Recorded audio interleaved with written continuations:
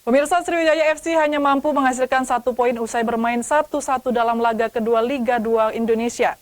Laskar Wongkito gagal memanfaatkan satuan tuan rumah di Stadion Gelora Sriwijaya Jakabaring, Palembang.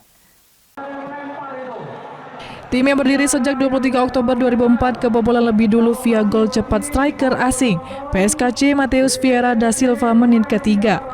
Namun Sriwijaya FC membalas lewat gol pemain pengganti Raihan Firdaus di menit ke-45.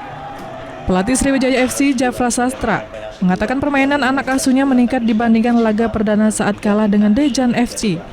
Beberapa kali ini ke depan Sriwijaya FC mengancam, namun bila bisa dikonversi menjadi gol kemenangan.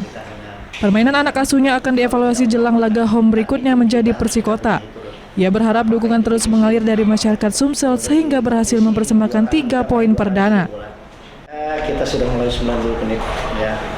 Sebetulnya ya di menit awal kita dulu kecolongan, tapi di luar itu kita sudah, anak-anak sudah bermaksimal main seperti apa yang harus kita terapkan. Kita lebih banyak menyerang, kita lebih banyak menguasai bola, tapi gol kita tidak kita dapatkan.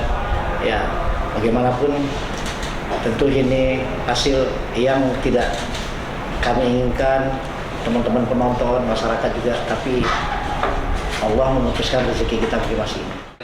Sementara pelatih PSKC Cimahi Kas Hartiadi memuji anak asuhnya, namun ia belum puas dengan hasil imbang dan berharap 3 poin di laga berikutnya. 1 poin, tapi saya sampaikan ke pemain jangan puas karena kita masih banyak pertandingan. Apalagi 1 pekan lagi kita harus menghadapi PSPS Rio.